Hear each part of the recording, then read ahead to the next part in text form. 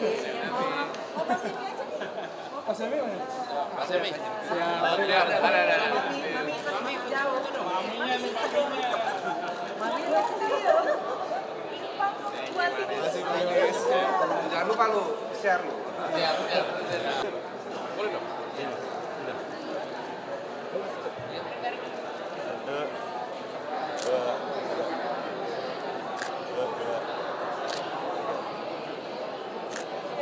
Ya, nggak masuk.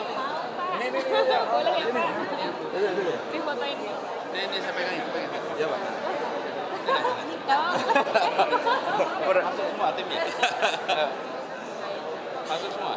Lanjut. Bajilah. Terima kasih Pak.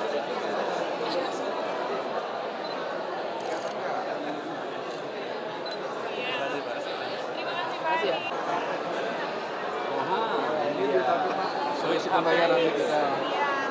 Jadi ya ini tadi yang Pak Anies bilang.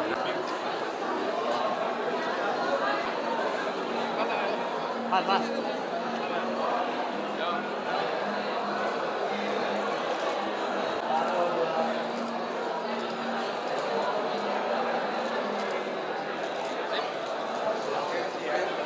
Sehari-hari bawa.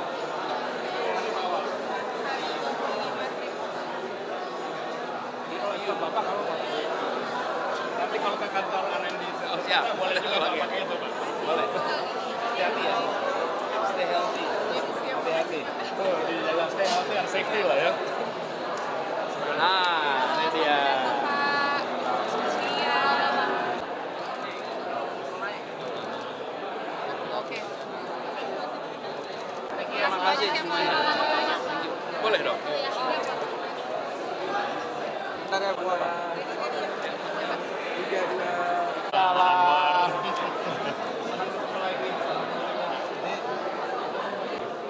Kasih. Foto lu Pak.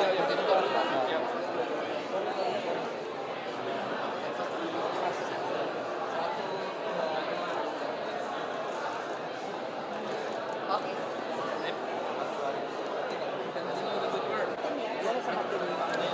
Halo Pak. Semangat. We are super app now. Dengerin dulu. Iya, katanya super app ya? Yes, we are super app now. Apa nih? Coba dengerin dulu Pak.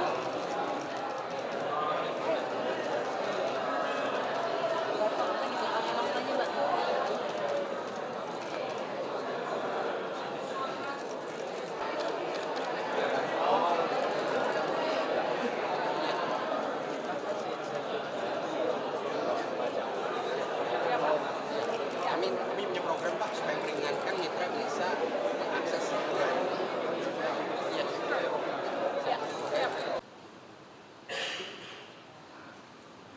Jadi sekalian saya hormati teman-teman, kami membayangkan sekalian bahwa di Jakarta kita ingin membangun sebuah kota yang memungkinkan untuk seluruh partisipasi terjadi. Di dalam literatur bicara kota itu ada konseptual frameworknya. Saya ingin kita menghargai gagasan. Dari gagasan, sebenarnya saya katakan harus ada gagasan ya. Nanti karya di ujung. Tapi ada gagasan dulu, kemudian harus ada narasinya sehingga kita semua paham atas gagasan. Kemudian baru karya yang muncul. Nah, apa gagasan mengelola kota yang dibawa? Ini saya mulai sampaikan ini pada saat awal bertugas pada seluruh jajaran. Kita ingin membangun sebuah kota di mana masyarakatnya bisa menjadi co-kreator dan pemerintahnya menjadi kolaborator. Apa yang selama ini terjadi di begitu banyak kota? Yang terjadi adalah yang disebut dalam literatur sebagai City 1.0, government as administrator and the people as resident. Jadi warga, kami administrator, kami membuat aturannya, kami mengeksekusinya, dan warga praktis tak berbuat apa-apa. Lalu kita meningkat sedikit lebih tinggi, menjadi kami sebagai service provider. Kami adalah penyedia jasa, masyarakat sebagai konsumen. Di sini biasanya the public is happy. Kenapa? Karena kami ditempatkan sebagai customer. Lalu pemerintah sebagai service provider. Artinya apa? Warga tidak harus terlibat di dalam menyelesaikan masalah yang ada di kota. Warga cukup pay your tax, do your rights and vote, and relax. Government will do the rest. Termasuk buang sampah. Kami pun melihat selama ini, kami begitu. Kami siapkan pasukan pengambil sampah sebanyak-banyaknya dan silakan Anda membuang sampah di mana saja, kapan saja, kami jemput sampahnya. You don't have to do anything. Gak usah. Kami akan jemput semuanya. Nanti kalau kurang, tolong difoto, viralkan, gitu kira-kira. Tekanan untuk pemerintah untuk menunaikan tugasnya. Ditekan untuk apa? Untuk menjadi penyedia jasa. Kota-kota modern dunia sudah tahu sampah sekalipun masyarakat sebagai co-creator, dipisahkan, dikumpulkan, diletakkan, ada. Jadi solusi itu datang dari seluruh komponen. Lalu kita menyaksikan ada pergeseran di banyak kota sudah bergerak menjadi kota di mana pemerintahnya sebagai fasilitator dan warganya sebagai partisipan. Ini saya gambarkan sebagai evolusi bergerak. Bukan berarti kalau menjadi fasilitator dia tidak lagi penyedia jasa, dia tidak lagi tidak. Ini in addition to that. Jadi yes administrator, on top of that service provider, on top of that facilitator. Di mana facilitator? Warga sebagai partisipan. Dan kita sudah menyaksikan saat ini tadi diceritakan duit HP. Kemudian tadi teman-teman Gojek provide service, Grab provide service, dan Bukalapak itu semuanya adalah partisipan. Karena pemerintah belum bisa menyediakan transportasi untuk seluruh warganya, maka ada orang yang membantu menyiapkan. Betul tidak? Apakah biar kolaboratif? No. We are facilitating. Kami menyiapkan regulasinya. Kami menyiapkan regulatory frameworknya. You provide the solution, and we let you do that. Itu adalah 3.0. Yang terjadi hari ini, we are moving one step ahead. We are creating collaborations. Kenapa? Karena kalau kemarin kerja sendiri-sendiri, sekarang kita mau kerjakan sama-sama. Sehingga apa yang menjadi masalah di kota ini bisa diselesaikannya bersama-sama.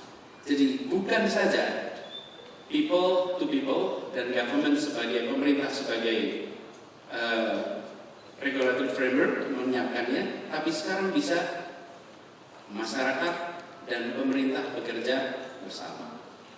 Ini teman-teman sekalian, ketika kami pertama kali mendorong ini, challenge-nya bukan di pemerintah, bukan di masyarakat, challenge-nya lebih pada kami yang di pemerintah. Kenapa? Karena kami di pemerintahan itu terbiasanya di sini. Kami itu tidak biasa kolaborasi. Kami itu biasanya menjadi administrator dan service provider. Kalau masyarakat, civil society, private sector, kolaborasi itu biasa. Kita itu terbiasa untuk memiliki wewenang, memiliki sumber daya fiskal dan eksekusi. Tapi yang sekarang sedang mau didorong adalah justru kita ingin membangun kolaborasi. Alhamdulillah setelah melewati proses diskusi yang cukup panjang, perjalanan cukup panjang, eksplor sana sini, hari ini keinginan itu memasuki sebuah babak baru. Terima kasih untuk semua yang terlibat. Apa konsekuensinya? Berubah kemudian, pola hubungannya berubah. Kalau dulu kita sosialisasi, lalu konsultasi, partisipasi, kalau sekarang pola kolaborasi. Ini saya gambarkan dalam satu slide. Ketika warga adalah semata-mata warga, maka kita sosialisasi. Karena itu kalau pemerintah sering sekali sosialisasi. Kenapa? Ya karena di asumsikan Anda tidak berbuat macam-macam. Kemudian ketika 2.0, pola interaksinya konsultasi, tetap solusinya ada pada pemerintah. Ketiga, pola ini adalah ada partisipasi. Kalau sekarang adanya kolaborasi. Jadi kami berharap sekali dari penandatanganan ini nanti ada begitu banyak masalah-masalah yang ada di kota ini yang bisa diselesaikan bersama-sama. Ujungnya apa? Kalau saya tanya, tujuannya adalah sesuai dengan Pancasila.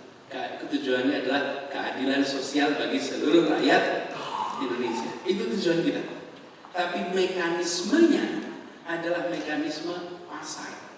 Tujuannya adalah keadilan sosial. Tapi mekanismenya harus menggunakan mekanisme pasar supaya apa? Sustainable. Kalau kita tidak percaya pada mekanisme pasar, itu tidak sustainable. Begitu program pemerintah yang diberhentikan, mereka nggak bisa sustainable lagi. Meskipun tujuannya adalah social justice. Itu yang kita ingin dorong. Kenapa saya sering mengatakan soal kesetaraan, kesempatan, dan lain-lain? Karena tujuan kita adalah keadilan sosial. Dan di Jakarta harus ada itu. Tadi diceritakan soal akses. Tadi kita berbicara tentang transportasi. Terus kalian, kalau kita tidak punya transportasi yang affordable, siapa sih yang paling repot hidupnya? Yang paling repot adalah mereka yang di tengah dan di bawah, bukan? Karena itulah yang paling berat secara persentase biaya mobilitasnya di dalam kota. Nah, kota ini akan menjadi efisien. Kota ini akan bisa tumbuh lebih sehat jika pemerintah bersama dengan masyarakat menyiapkan solusi-solusi yang praktis. Karena itu kami berpandangan bahwa mekanisme pasar adalah cara modern untuk mencapai tujuan sosial. Istilah yang digunakan tadi adalah gotong royong. Tadi not flux ya, istilah gotong royong. Itulah spirit bangsa kita, bukan? Dan saya membawa gagasan ini bukan inovasi pribadi, bukan. Saya dulu beradanya di luar pemerintah. Kalau melihat pemerintah itu, kita ajak kolaborasi. Sering ketemu dengan pribadi-pribadi yang siap kolaborasi, tapi tidak selalu ketemu dengan pribadi yang siap kolaborasi. Sekarang saya dipindah tempat itu, berada di dalam negara. Sekarang kita ingin dorong.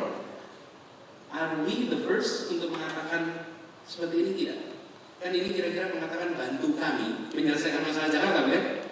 Bantu urusin transportasi, bantu distribusi, bantu menegakkan hukum, itu kan bantu kami, bukan? Is this the first? No.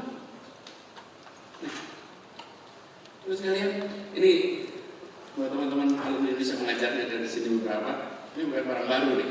Ini dari 2009 saya sering tunjukkan, 10 tahun yang lalu. Apa ini? Ini Bung Karno di alun-alun Yogyakarta tahunnya 48. 95% penduduk Indonesia buta huruf. Itu kalau jadi pemimpin di masa itu pasti repot sekali, karena buta huruf. Kita ini kan sekarang bersyukur karena kemana saja orang bisa baca tulis gitu. Tadi yang mau minta uang saja bawa KTP gitu, kan bisa baca tulis. Kalau dulu saya sering sampaikan, angkat senjata siap, bertarung siap, tembak-tembakan siap, tapi kasih selembar kertas tulis nama langsung nggak bisa. Dan itu yang terjadi. Tapi yang menarik, ketika peluncuran ini di alun-alun Jogja, peluncuran gerakan untuk pemberantasan buta huruf, Bung Karno, banner belakangnya itu nggak pernah keluar sekarang kalau di acara pemerintah. Kalau pemerintah itu kalau buat acara gini, dengan semangat ABCDFG, ya. Kemudian kita mau macam-macam. Kalimatnya apa coba? Kalimat kata pertamanya, bantulah. Negara mengatakan, saudara-saudara, kami punya masalah A. Saya mengajak saudara-saudara semua menyelesaikan masalah A ini sama-sama. Bantulah. Negaranya minta dibantu. Pemberantasan buta huruf. Dan teman-teman sekalian, kalau teman-teman lihat sejarahnya, di mana-mana orang melakukan gerakan pemberantasan buta huruf. Teras rumah, joglo, masjid, gereja, semua dipakai untuk belajar. Yang ngajarin siapa? Yang udah mulai huruf. Karena negara memanggil semua orang untuk jadi co-creator. Dan negara melakukan kolaborasi. Tidak banyak bangsa di dunia yang bisa seperti Indonesia. Hari ini kita bisa dikatakan melek huruf 100%. Ada pengecualiannya, mereka yang sangat remote area dan mereka yang sudah udur. Itu ada pengecualian. Tapi secara umum bisa dikatakan kita ini 100% melek huruf. Tidak banyak bangsa sebesar Indonesia yang bisa seperti itu. Nah, jadi teman-teman sekalian, yang mau kita lakukan itu sebetulnya yang sekarang sedang terjadi itu bringing back the spirit of movement, mengembalikan semangat pergerakan yang dulu menjadi cikal bakal berdirinya republik ini. Tapi dikelolanya dengan cara yang modern, dikelolanya dengan mempercayai pada mekanisme pasar. Tujuannya tetap keadilan sosial. Tapi mekanisme pasar bicara. Karena kalau dengan mekanisme pasar, insya Allah ini akan bisa dengan market mechanism ya, dengan percaya pada sistem pasar, maka ini akan bisa sustainable jangka panjang. Jadi, Bapak sekalian, teman-teman semua, peristiwa ini terjadi 71 tahun yang lalu, bulannya April. 71 tahun kemudian, sekarang kita bekerja sama-sama dengan Best Brain. Sebagian tadi diceritakan teman-teman yang kembali. Saya jadi ingat Nehru. Bukan Nehru. Anaknya Rajiv Gandhi itu pernah ditanya, bagaimana dengan orang India yang pada bekerja di luar negeri semua? Terus saat itu Rajiv Gandhi kita 80-an dan jawabnya, we are not concerned about brain drain. It's better to have brain drain than brain in the drain. Selama kami masih seperti drain, there is no brain coming back. Tapi terbukti sekarang, begitu startup bermunculan, solusi bermunculan, market mechanism dipercaya, tujuannya sosial, the brain is returning to Indonesia. Itu yang terjadi hari ini. Kami ingin yang nanti terjadi itu kerjakan sama-sama. Dan Bapak sekalian, dalam semua aspek kami sudah mengerjakan itu. Bapak Ibu kalau jalan ke Jalan Sudirman, nanti ketemu banner-banner besar. Gambarnya itu rute perjalanan. Apakah itu diciptakan oleh Pemprov? Bukan. Yang membuat itu namanya Forum Diskusi Transportasi Jakarta. Para mid-career profesional, bukan pekerjaannya transportasi. Mereka adalah orang-orang yang bekerja di kantor, sore hari diskusi soal transportasi. Terus mereka memikirkan membuat rute seluruh angkutan umum Jakarta. Kami ajak mereka kerjasama. They provided solution for us. Kita bekerja bukan hanya aspek itu. Di bidang kesejahteraan sosial sama. Jadi kita mengajak seluruh komponen untuk mari selesaikan masalah di Jakarta. Nah, kami berharap teman-teman semua sesudah ini bisa duduk sama-sama untuk brainstorming. Ini problem-problem yang kami hadapi dan teman-teman tunjukkan pada kami yang tidak kami lihat. Berada di dalam driver seat bukan berarti mengetahui semua urusan. Bapak Ibu tahu ada istilahnya blind spot. Blind spot itu ada. Yang hal yang kita tidak bisa lihat dan harus diakui, siapapun akan selalu menemukan namanya blind spot. Teman-teman tunjukkan blind spot itu. Dan teman-teman, kami berharap bukan hanya menunjukkan masalahnya, tapi kami berharap sama-sama menyiapkan solusinya.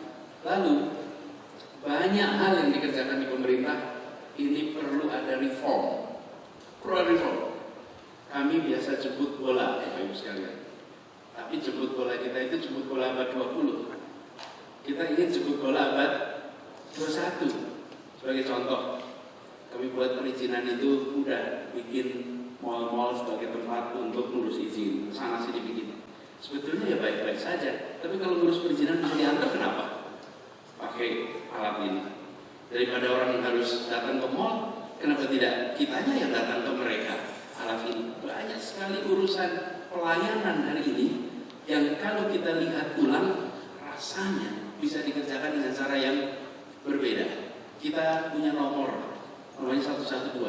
Kalau ada problem call 112. Itu seperti 911 yang di sana. Tapi itu masih mengasumsikan cara berpikir abad 20. Di mana ada central command, ada masalah datang ke central command mendistribusikan wewenang kepada otoritas tempat untuk bergerak. Apa tidak bisa kita menggunakan alat seperti ini? Kalau ada masalah, lalu 500 meter, 1 kilometer orang di sekitar kami langsung tahu I'm in trouble, I need help. Bisa harusnya dilakukan.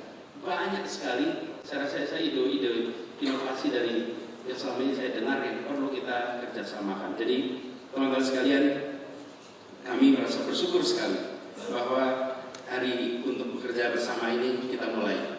Saya ingin menyampaikan terima kasih kepada 8 yang pertama, karena 8 yang pertama ini namanya juga yang pertama, nggak bisa kedua kalinya. Ya, nggak ada pertama yang kedua kalinya.